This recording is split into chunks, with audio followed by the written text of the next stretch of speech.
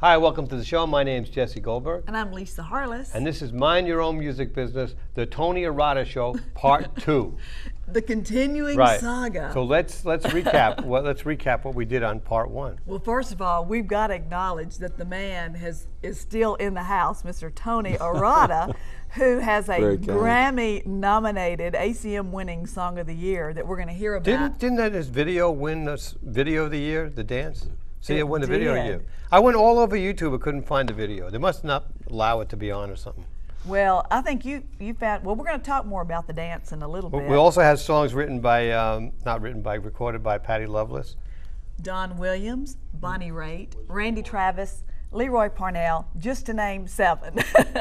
And speaking of 7, I think you had maybe 7 or 8 singles with Garth Brooks. Well, is that true? What are the other ones? Well, no, he's recorded 8 songs, yeah. Yes, he's recorded 8 of them. What are the other ones? Very kind. On the second album, he did Same Old Story, and then a song called Face to Face, a song called Kicking and Screaming. And then, let's see, there was a thing that he did that was an offshoot, the Chris Gaines project. I don't know if you remember that. I got that. Yeah, I have that. Great, you know. What do you call that hair on the Chris Gaines thing? Yeah, we all used to have hair back then, Jesse, yeah. And alter egos. But a song that I wrote with Tommy Sims called That's the Way I Remember It. And Tommy Sims, a great songwriter, and one of the 3 writers on If I Could Change the World for Clapton, along with Wayne Kirkpatrick and Gordon Kennedy. Let's give your neighbors a He's shout on that? out. He wrote that? Yes. I just put that on eBay. The sheet music. You should. Oh, I'll buy it. Let me Really? bid. Let me bid. I You want want it. it? Yes, I want You that. get it signed for me? I'll get it signed for me. No, I mean, then we can sell it for even more. That's Never a mind. possibility. But what we're talking about tonight is how to sell your songs. And if there's one man that has done Not how to that, sell, not just how to sell your songs, but how you write the songs and what are some of the choices you make and you know, songwriting tips. Right. And that's what makes your songs marketable. Sure. Yeah. And we want to learn from someone that's had a great track record of doing that for the past, 25 years here in Nashville, because you grew up in Savannah, Georgia, Tybee Island, and played a little baseball in high school till you realized, you know what, I think my gift might then the be ball music. started curving, you know, it's like, I can't do this anymore. I couldn't hit anything. Yeah. I could bunt.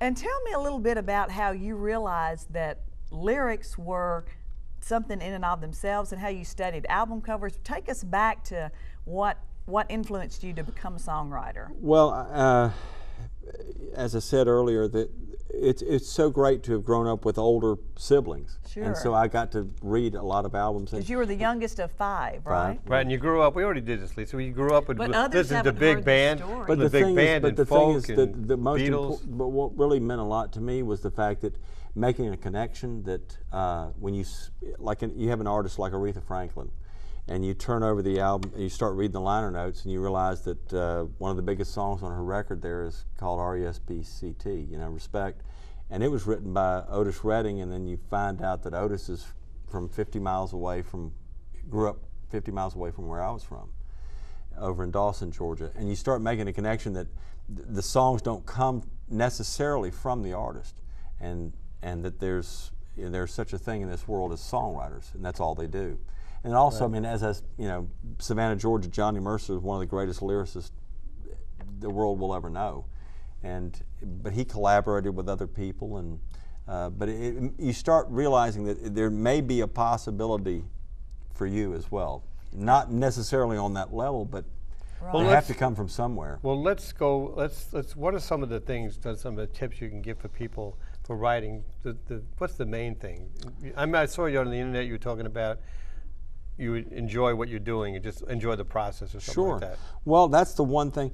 My all-time favorite song, above all, and I don't think it'll ever be outdone, is a song from the Gershwin brothers called "They Can't Take That Away From Me," and I enjoy writing songs, and that's the one. Have a passion. And that's the one element of this process that you don't have to ask anybody's permission. You don't have to get an okay. They don't have to say, "All right, I love it."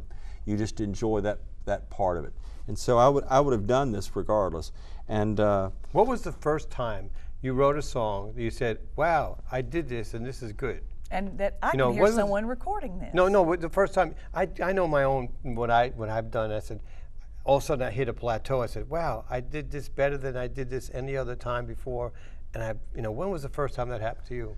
Not the first time you sold a song, but the first time you wrote a song that said, wow, I did that, it's pretty good.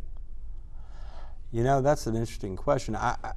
Right after Jamie and I got married, we were living in Thunderbolt, Georgia, and I wrote a song called I'm Gone that it was completely, it was unlike anything I had ever written before. And I started playing it out, and a lot of people asked about it. They thought maybe it was so-and-so song or somebody else's song. And it was just one of those things that opened up my eyes to say that this is, you don't have to write necessarily thinking you're going to write a song that somebody's going to want to do. What you need to do is write the best song you can on that given day. And you always keep your eye open for whatever might be an inspiration. Ideas, where do they come from? Everywhere. Tell us the story of one of your songs. Well, one of my favorite artists in this whole world is Patti Loveless. I mean, she is just, I've loved her from the first time I ever heard her sing. My husband loves me. My husband loves Patti Loveless. My husband loves Patti Loveless too. We're finding so much Everybody out about loves each Patti. other. She's just the best. Oh, she is. It's just pure soul. Yes. But I was, when we moved to Nashville and eventually we got around to having kids, and while Jamie Your was two daughters, Allison and Katie. And while Jamie was pregnant with Katie, I accompanied her to one of her weekly visits. Being the good supportive spouse you were. Right. Oh, well. And did you learn how to breathe and do all those? Oh yeah, that's pointless because when it comes down to time, it's like don't say that. You get your head torn off. But I was sitting in the doctor's office and I picked up one of the magazines that was laying on the desk, and it had to do with, of all things, it had to do with what the human body is made up of chemically. Water, isn't it? More like water? Well, it's a lot of water, but there's like copper and iron and really? phosphate. Magnesium. Yeah, magnesium. Sure. And what was funny about it though was it broke it down by how much it would cost to buy the amount of stuff that you would have in to make a human body, and it was pennies, in materials. Right. And that just for whatever reason just absolutely struck me, because I knew how big of an event we were fixing to undergo, which was the birth of a child. And you go, well, there's a lot more involved in these few little parts. And so it inspired a song called Handful of Dust. And Patti recorded it, and several Christian artists recorded it, and can you do Don just Williams, a little snippet of it? And Don Williams recorded it. So it's one of those things. I got to get one of those magazines. Just keep your eyes Parent open. magazine. I'll send you the new issue. Break us down by high elements, and you might think he failed. We're not copper for 1 penny, or even iron for 1 nail. And $1 would be plenty to buy 20 of us, until true love gets added to these handfuls of dust. But I mean, just keeping your eyes open and looking around at. Where'd the Here I Am idea come from? Oh, I went down to do an early show at Douglas Corner not long after we moved here, and I heard a guy by the name of Kevin Welch. Right. Yes. And Kevin played some songs, and I went, wow, that's really a talented good. That's really good. Singer-songwriter. And it didn't sound like stuff that was on the radio. It just sounded like great songs. And it's still not on the radio. Well, unfortunately, no, but it's still a great song. Right. And I went home the next day, and I just, instead of sitting there thinking, no, you can't say this or you can't say that, just say what you want to say. Let's hear a little bit of that. It's a song called Here I Am, and oddly enough, Jesse, and you'll appreciate this, you write songs, I was told that no one's ever going to record it because the chorus changes every time. And The words in the chorus the change? chorus, yes. The words in the chorus. But you see, that's what But you have to tell the story regardless. when you write a lot of novelty songs, and I always contend that you always have to change the chorus because you want to give more information. Give an idea of the chorus, but give more information. It makes songs more interesting, in my opinion. I think too many people rely on the same chorus 3 times in a row. Sometimes it's too much. Well, I wish you'd have been in my camp when I was pitching this song. But no, but I did pitch that song. I was the one who got it cut for you. That's true enough. Short-term Sorry, memory. just kidding. Okay, go ahead. But no, but there again, and to any writers who are watching, you know, this song took 7 years to get recorded, and again, it was recorded by Patti Loveless, but she passed on it several times. But she had to get to a place where it meant something to her. Let's hear some of it. Don't do it, darling. Don't you dare look in there. You said you didn't want to see me, but you've been looking for me everywhere. You know that you're gonna find me if you keep on drinking fast. 'Cause honey, I'm right there waiting on you at the bottom of your glass. And here I am, here I am. I'm in the bourbon and the water that burn you just like a brand. Here I am. But it changes, it goes on, but it eventually tells a story. Right. And she But got I like that it changes all the time. You know what else I know is the Patti Loveless version, the part, the Here I Am part, Yeah. it's really good for her voice. Yeah. So a lot of times people cut songs not just for the story, but because they're singers and they want their voices to sound good. And that really makes her voice soar, that part. Well, It and that's does, an interesting truly. point because the gentleman who produced that, who is her husband, Emery Gordy, wonderful producer and wonderful musician, he said they never recorded it as a single. There's not even any harmonies on it. They didn't record it thinking it was going to be a single. They just recorded it because Patti liked the song and she wanted to do it. So you never know. And then was it probably someone at the record label that heard Well, it? she just did I guess she put it in enough shows. She was playing it out and saw the audience reaction response. and decided that that's what she was going to do with it, which is the same thing that happened with the dance. I mean, that wasn't going to be a single. Do you co-write a lot? I do some, and I enjoy the process, particularly with people that are friends. I mean, so the Well, worst tell thing us that about happens. one of those friends I know that you've had a track record with, and that's Mr. Leroy Parnell. Yes, I love that boy. And Leroy sometimes will he'll hand me a sheet of paper and it'll have 12 titles on it, and we'll pick a couple of them and just chase them down. And where will you usually be when you co-write with Leroy? Oh, What's the setting? Most of the songs we've written have been over at his house over there in Bell. We won't give the straight address for all those stars. Over there. At his house over there. Bell something, yeah. No, but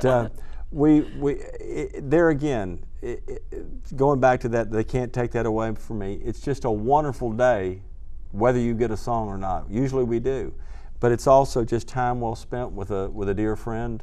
Sure. And laughing or crying but you come up with something and Does anybody ever you hook you up with people you don't know and you kind of meet two strangers meeting at the same place? Here we are going to write a song. I tried to do that a few minutes ago. I made a suggestion of a rock star who lives here in Sure. town that I thought might be a neat co-write. Me? Well, you never know. You never. A different rock star, Oh, okay. Jesse.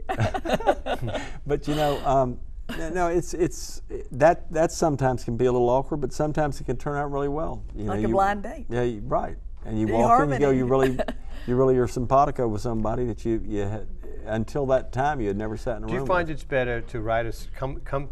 I always find it's better to come to the session with an idea. Absolutely. Rather than say, what do you want to write about? I don't know. What do you want to write about? No. And that takes 3 hours, and by the time you figure out what to write about, your time is done. basically up. Yeah. Absolutely. I think you should come prepared.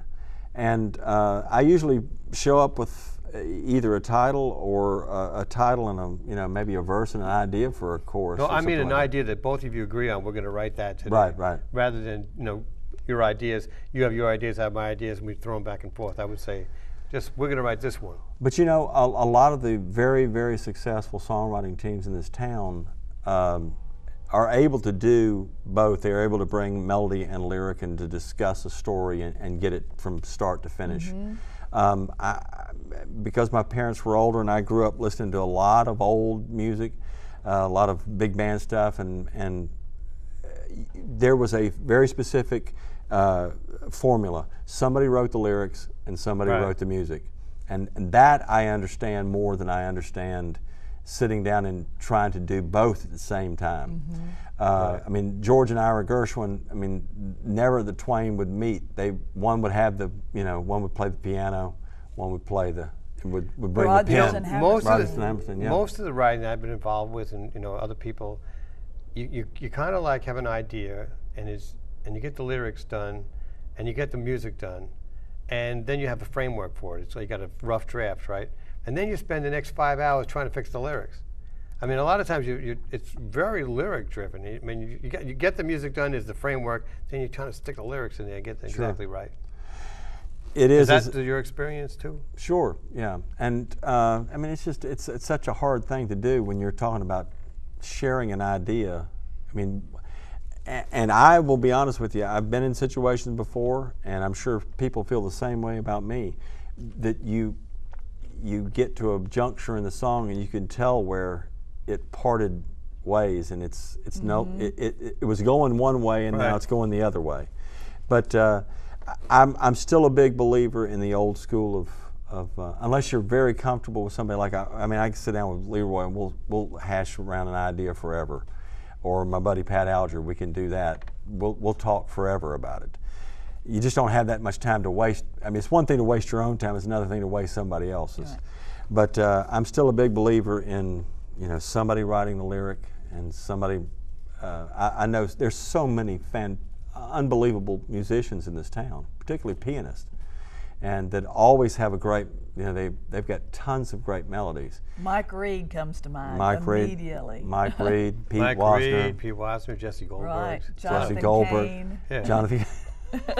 Can we have a little bit of the dance before we run out of time? We sure can. Oh, that would be incredible. And you heard the melody first, right? You had told us. Yeah, you had the melody first. It was different words, and then he changed the words at some point, right? Right. Let's hear a little of that. Absolutely. This Grammy-nominated song. Looking back on the memory of the dance we shared 'neath the stars above, when for a moment all the world was right. How could I have known that you'd ever say goodbye? And now I'm glad I didn't know the way it all would end, the way it all would go. Our lives are better left to chance. I could have missed the pain, but I'd have had to miss the dance. Good song. Thank you. you. You said that was inspired by Peggy Sue Got Married. Yes. And the movie, you said that in the last show. Yeah. And what, I forgot what happened at the end of that movie. Did they stay together, or? All I know is the song got a Grammy nomination and the ACM Song of the Year. And the we video, don't know what happened to Peggy. And the video won Video of the Year. Yes. My favorite nominated thing, for CMA Song of the Year. And one of my favorite scenes in that movie was when she knows all about music in the future. Right. And so her, Nick's trying to be a songwriter. She says, "I wrote a song for you. It's called Yeah, Yeah, Yeah." And he changes the words. It's like how silly. My favorite part in that movie when Nicolas Cage goes, "I got everything. I got the looks. I got the hair. I got everything." I got to rewatch that movie. That's good. I love it. Well, now, I think there was a fun story about maybe the song that Delbert cut. Delbert McClinton. Oh, my gosh, yeah. Gotta love us some Delbert. Well, I used to, when I grew up on Tybee Island. I was born in Savannah, grew up on Tybee. And there was a place down there on Tybee that's no longer there. Unfortunately, it's now a T-shirt shop. But it was called the Novelty Bar. And I swear to goodness, the Novelty Bar was as rough as any place I've ever played in my life. It was a strip club. It was anything goes. And it went on till 4 o'clock in the morning. When everything closed in Savannah, everybody would show up at the Novelty Bar. And so the only thing you could do in that club was keep people on the dance floor, because then you could keep an eye on them. You played a single or in a band? I was in a band. Oh, okay. So What was the name of your band? It was called Handpicked. Handpicked, not henpecked. No, but Handpicked. Handpicked. Now it's Now we're left. never mind. Yeah. No, but it was funny because I would play down there, and I mean, you had to keep people on the dance floor because that's where the lights were. And you see Keep them. an eye on the action. Right. Now, when they wandered off in the shadows, anything could Right. happen. So I'm not joking, Jesse and Lisa. We would play like "Feel So Right" by Alabama for an hour. And they'd all be out there dancing. And then at some point, they'd all want to dance faster. You know, they'd want to do something. They want something you'd play. upbeat. And then we'd do 2 more bottles of wine by Delbert McClinton, and we'd do that for an hour. And the crowd goes wild. And well, yeah, but they're still dancing and everything. Everybody would take their solos or something like that? Oh, sure. It just go on and on. It's like as long as they're dancing and everybody's Right. happy, just keep them there. Reminds me of the Grateful Dead. Yeah, sure. I once saw the Grateful Dead, and it was pretty good, but I left after the first 6 hours. I couldn't take it anymore. No. Anyway, keep going with your story. But Anyway, anyway, so at least a you know, Delbert song. so it was I can't tell you what a thrill it was to get a song recorded by Delbert. I mean, I'm Because serious. you've covered his songs Oh at my the gosh, Novelty Bar. I sang with 2 a more bottles of hand-picked wine band. forever, forever. So what a thrill to have him record a song of mine. And I wrote this with a buddy of mine named Scott Miller. And the name of it is? It's called "I Used to Worry." I used to worry where all of my money had gone, till I wound up with nothing to spend my money on. I used to guard my time like diamonds and pearls, till I wound up with nothing but all the time in the world. Just to think I used to worry about things like that. So worrying about the rich and skinny, till I wound up poor and fat. So nowadays I not worrying where my mind's been at. Can't believe I used to worry about things like that. So I mean, Love it. I can't tell you Love what it that meant to have, to hear his voice come. I swear, this is right after we had joined the You can't write, I swear. technology. Someone's already taken that one, Jesse. I swear. He's But looking for inspiration. Didn't we tonight. interview that guy? Yes, Frank Myers. Right. Back to you, Tony. But no, but I just sat there with the remote on the CD Right. player, and it'd finish, and I'd go right back to the top, and then right back to the top. It was such a thrill. I mean, for a songwriter, there's nothing. I mean, can't be anything bigger than having somebody that you've listened to, and loved. I mean, we used to ruin every Emmylou Harris song that came out. You had one by her. I heard Yes. it. What was that one? It was a song called "I Hear a Call." Let's hear a little bit of that. Yeah. But the funny thing is when I finally she was in the studio recording it over at the old Jack's Tracks. Right. I want to tell that story. Yeah. We've got Oh, a yeah, couple tell of the story, minutes. I guess. Yeah. I hear a call, now will I answer? Forsake my own to serve another. Though darkness falls, still believer. I hear a call, now will I answer? Beautiful. But I haven't had a finger pick like that. That's pretty good. well, Tybee Island. well, and the thing is too is that I think I was saying that when I moved here, I've been so used to playing in bands, and then you get here and you're out there on your own, so you got to fill up the sound with something. So I Right. mean, I think if there is any semblance of any style to any of this, it's by virtue of having to go out and play on your own all the time, and it's just you and the guitar. So. Well, Jesse, I've got to tell you, he saw Garth just recently, and we've only got a couple of minutes, but can you kind of quickly tell us Sure. what happened? Well, now he was with Garth. that song that I just played by Emmylou was recorded over at the old Jack's Tracks over on 16th Originally Avenue. Jack Clement's studio, Jack Clements, and then Alan Reynolds. Alan Reynolds bought it, and then Garth bought it when Alan retired, and so it was Garth's birthday party, Just a few weeks ago. and he had a big shindig. I wasn't invited. Well, I mean, I think it was mostly just the people who had worked at I don't know. through Jack's And had Tracks. written his #1 hits. Maybe. And so we all showed up over there, and Alan was taken aback because Alan knows Garth, and Garth's never done anything for himself. He's never thrown himself a party. So this was And totally Tricia out of the was blue. with him. His Tricia wife, was with Tricia him. Yearwood, was with Tricia was him. there, and it was just great. It was like an old family reunion, is basically what it was. And then what happened? What was the grand finale moment? Well, Garth walked in and he said, I have something to say. And he said, I want you to know, he said, this will be the last time I'm ever in Jack's Tracks. And there was a real pause, over the, yeah, and quiet. then he said, as a matter of fact, it'll be the last time anyone's ever in Jack's Tracks, ever again. And at that time, he had a sign unveiled, and he dedicated the studio and renamed it Allentown Studios in honor of Alan Reynolds, His longtime longtime producer who produced The mentor. Dance and Right. all of his other Sure. albums. But it was just What a one of the beautiful- best days. I saw Emmylou Harris there that day. I saw people I haven't seen in forever, who had all come through that building and had worked in one capacity or the How other. wonderful. But it was one of the best days I've ever spent. I told him afterwards, I said, you know, it's your birthday, and it was just one of the best He days gave I've you ever all had. the greatest Sure. gift. Well, we're out of time, and you have given us the greatest day Yeah. and the greatest gift by sharing these stories and these incredible songs. And your friendship is a blessing in my life, and I know Jesse's going to be glad to say that you're one of his new Well, friends. thank you very much. I don't have any friends.